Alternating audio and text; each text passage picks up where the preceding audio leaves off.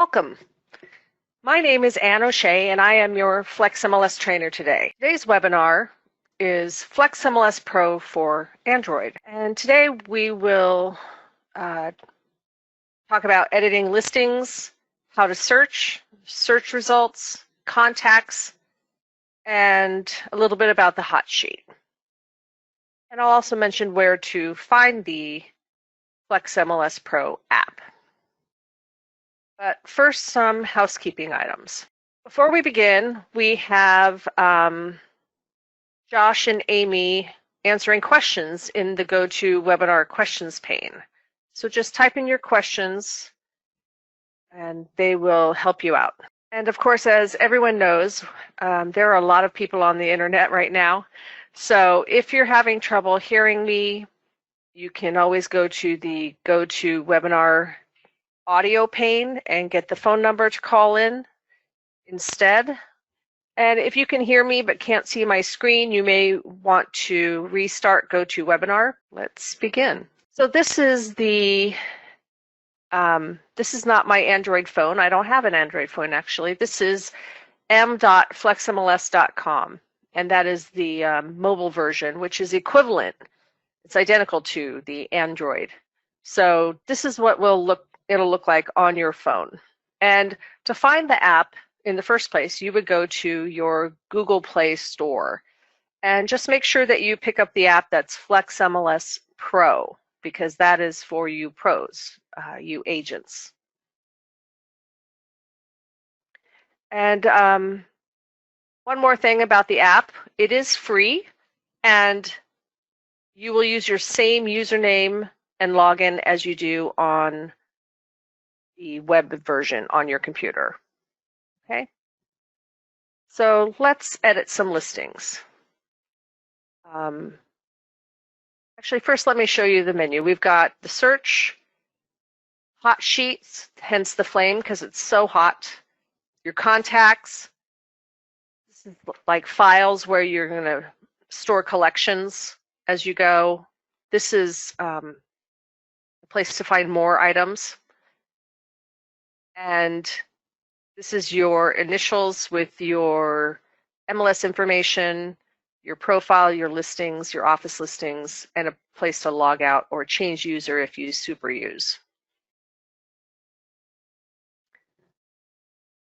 So let's edit some listings. I can go here into search and just find my listing or via the address search, but I'm going to go here. I find the easiest way to get there are my listings right here. And I have 3 listings at the moment. This is my fake MLS because I'm not a licensed realtor like you. And but we have the listings here, and I can see their status and their price. And let's say that I'm on the road and I just found out that the financing fell out for this pending listing, and I want to put it back on the market immediately. So I'm going to edit my listing. I'm going to click on the listing to get to the detail page. And you've got a lot of great information in here. Another thing that would be found here on the detailed page, which is not here because this is a fake MLS, is more information, any products that you may have. Usually tax products are found on the detailed page. And they would be here, but I can't show you those in this scenario.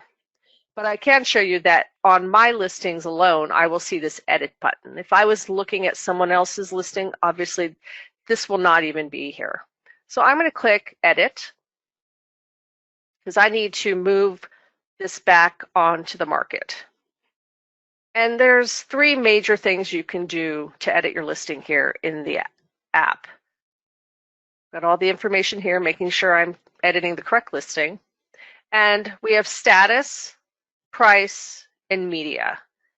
And in this case, we're going to put it back on the market. So I'm going to click on the status that I want it to become. And I'm going to click in here to select a date. And today's date is highlighted in red, and I'm just going to put it back on the market today. If you have trouble with any dates, there's little information bubbles. Sometimes you'll see these near fields, and those will give you guidelines or parameters that you have to stay within. And this expiration date is a required field. That's why it's got the little red asterisk, but that was already in here. We're just putting it back on as active, effective today. And I just have to click Save at the bottom. And whenever you change status, the system always wants you to confirm. So if I was unsure that I'm doing the right one, I can always click back, but in this case, I know I want to change this listing status. And let's take a look. Let's just double check. I can change the list price if I would like at this point, and I can look in the photos. Just in case, maybe I need to freshen up the photos to help get this back pending. Oh, I can see like this photo, it's sideways. I can easily edit my photos while I'm in here, just like on FLEXMLS Web. And I can change the sort. I can put this photo second, just like you can on the web version. And this is blue because this is my primary. I'm going to go back because I have no other edits I need to make on that listing, and I can again see here I'm in the detailed page. So I'm going to go back and click on search. So that's the really great thing about this app, is that you can go in and edit your listings while on the road. So to show you a proper search, I'm going to get out of this fake MLS. And oops, sorry. Click Change User, and I'm going to go into the Fargo MLS.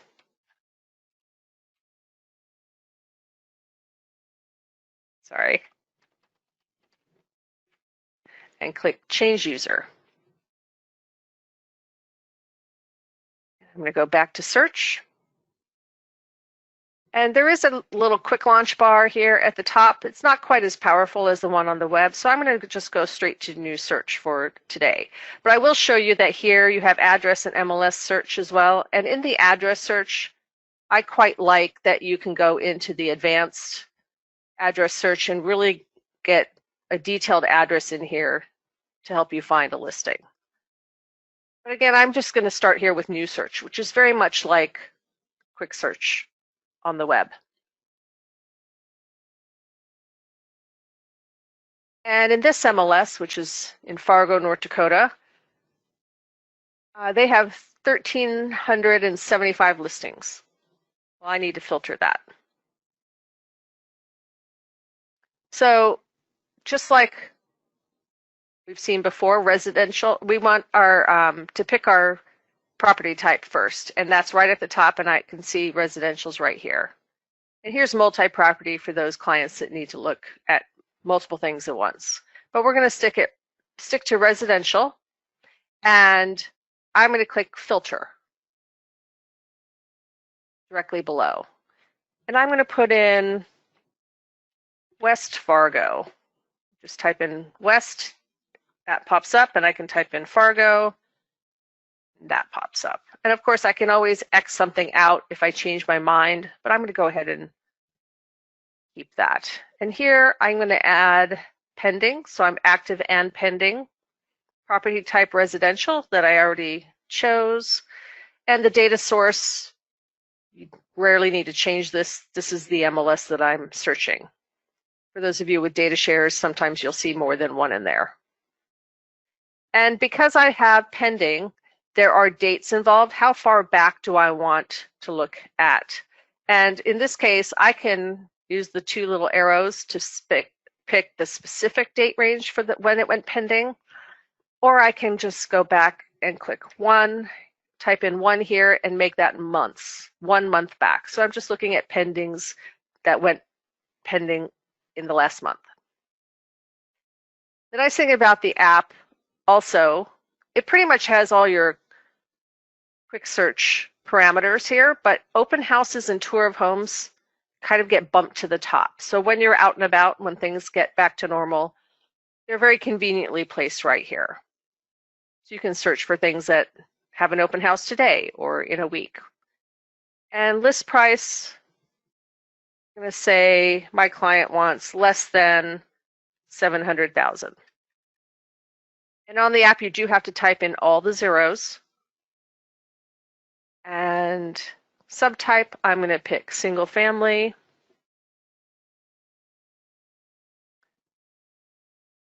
Minimum of 4 bedrooms. Minimum of 2 baths. 2,500 square feet.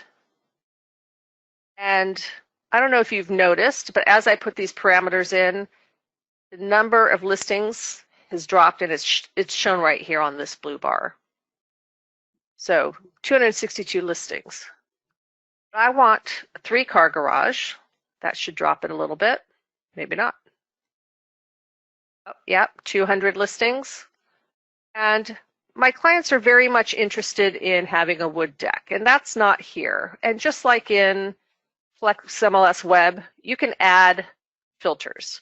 And there's no green plus sign here, but it's the same idea. I click Add Filter, and I can scroll through everything, which is quite a bit, or I can just type in wood and see what's under wood. Wood siding, wood roof, wood foundation, hardwood floors. Here's wood deck, and I'll click on that, and that adds it to my search parameters. But notice the number didn't change because it added it to my search parameters, but it didn't select it. So it's kind of like it added it up here, like these are sitting here, but not in use. I need to check it so that it's in use. And now I'm down to 36 listings. And I can use this button if I wanted to say not a wood deck. It does not have a wood deck. But in this case, my client wants a wood deck. So 36 listings. So let's look at those listings. Now, those are a lot of listings, and you can sort them here. But I'm going to look at the map because I want to further filter these 36 listings. And if even as I'm scrolling, you might notice that the map button is right here floating, and you can just, no matter where you are, click on the map.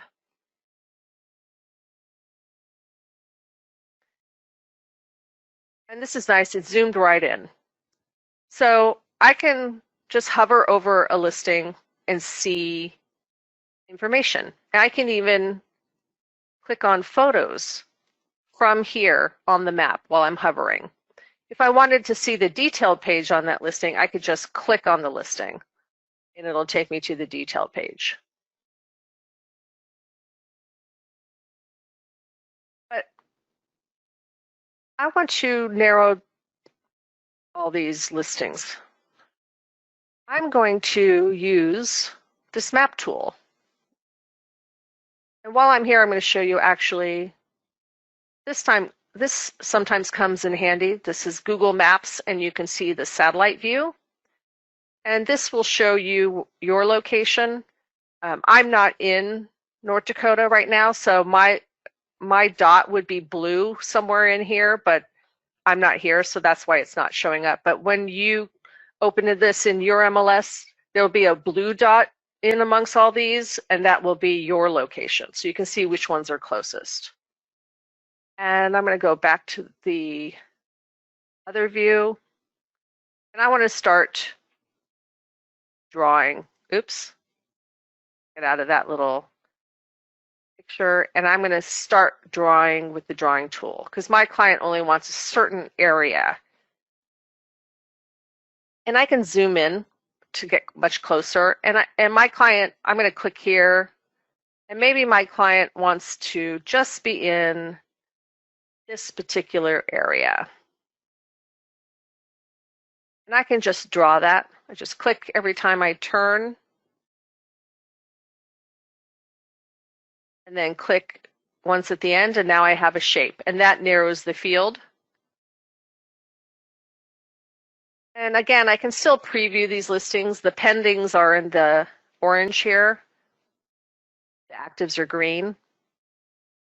And I can click X up here. This does not make the map shape go away. It just hides the map. And now you can see that I'm viewing 9 of those listings.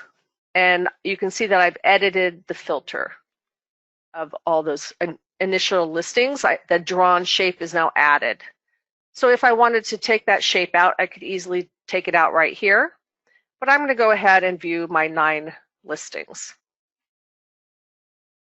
And again, I can go back to the map and see them. But I'm going to see, let's see, how are we going to share this listing? I'm going to go up here to the top. There is more. I can select and save things, but I'm going to just share this search results. And I'm going to name this search Boxed in Fargo under 700K. You can call it whatever you like. And I'm going to click Save and Share. And I'm going to click on which contact I want to share this with. And let's say I'm going to share it with Susie. Click on Susie, and I can write her a message. Hi, Susie. Here's the new search for you. And if you notice, there is subscribe to updates already highlighted here. It's green. And I can turn that off if she doesn't want a update or subscription. But in this case, I'll go ahead and set it. Now I can share this search down here at the bottom via email. I can text this to her or more. If I click on more, you'll see that there is a link. And typically, if this was on my Android phone, I would see apps for Twitter and Facebook and Gmail or whatever. And you would just click on Facebook and share the listing or in this case, a search.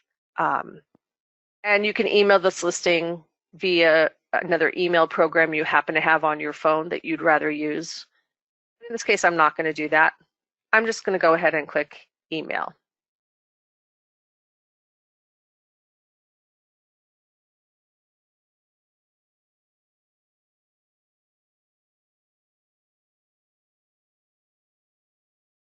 And I want to point out that this subscription that I just set up for her on this search, it is automatically defaulted to the ASAP setting in the search subscription, in the subscriptions. So if you wanted to change the timing of the emails or the frequency of the emails, you would need to change that on the FLEXMLS web.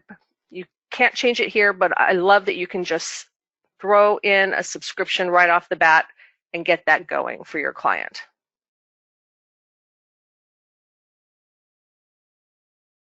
Now let's see. Let's go back to my search.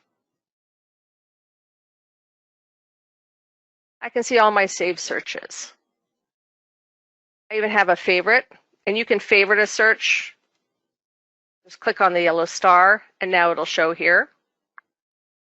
If I had done a search but not saved it, it would have been right here, but I don't have any right now.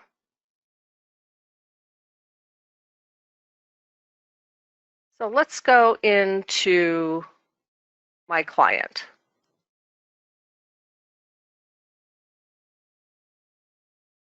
And I can see, here's Susie, and I can see that she has 3 saved searches to her.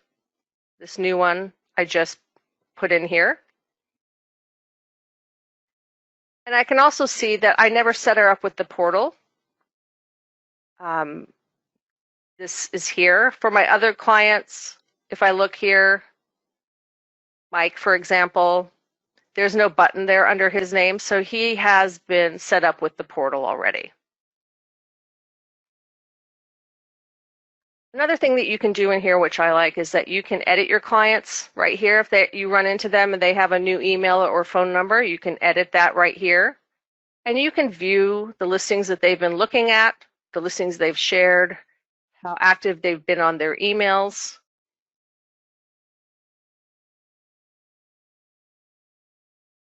And again, save searches and messages.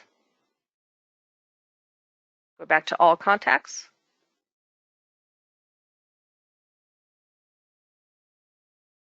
I'm going back to Susie's search that we just made. And maybe in here, in this search results,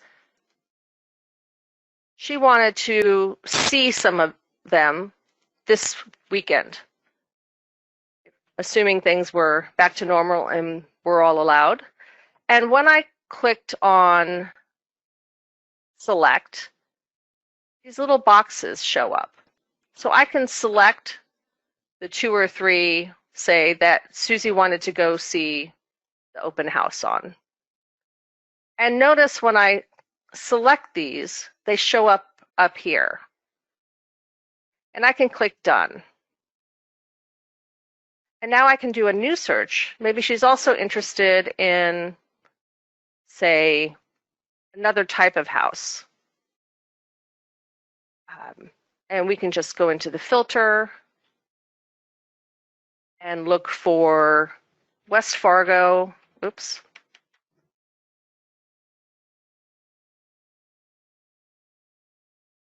This time. And maybe she's also interested in multifamily. 268 listings. We can go down here.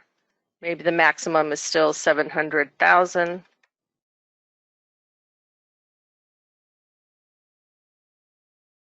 And we can, actually I'll take off residential, so we can just look at multifamily. No results. But in any case, you can start a new search for your client and view those listings. And maybe some of these have more bedrooms or less bedrooms than they originally asked for, but they wanted to take a peek. And again, you can select up here under the 3 dots, select other listings that maybe weren't in those first search results. And now you have 5 homes that Susie wants to look at this weekend. So we can go up here to this collection, or these selected listings. And that's from 2 different searches that were collected together for her. I can click here. And I can see them. I can see the order. I can rank them. And I can go to these 3 dots. And I can add them to my personal collection. Because these are what I'm going to take Susie around to. So I'm going to create a new collection and call it Susie's Tour. Create. So now I have those 5 listings in one place that I can easily get to Saturday morning. Now click Save. Now what if I'm out and about and I want to do another collection for another client? Well, these 5 are still hanging out here. So let's click in there, click on the selected. And again, these 3 dots are great, lots more information, and I can deselect all. So now I have a clear collection file for my next client. Go back to the search page. And I can start a new search for my client. Let's look at hot sheets. The hot sheet in the app is great because you have one with you. You can run it on the fly and you have all the information at your fingertips. The only downside to the hot sheet here as compared to FLEXMLS Web is that there's only one. And the filters are these. These are your filters. You don't need to worry about this. This is because I'm super using. But you can put in location and you can put in time frame, maybe past 3 days, property types, and view events. And that'll save it on your app. It won't save it for me because I'm super using, but your app will save the filter selections. And that'll be with you all the time. It's not like the FLEXMLS Web where you can have 3 or 4 or however many hot sheets you like. And so if you needed different parameters or different location, you would just go in and change the filter.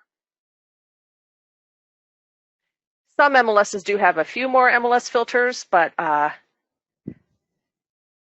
typically on this hot sheet, you'll just have those.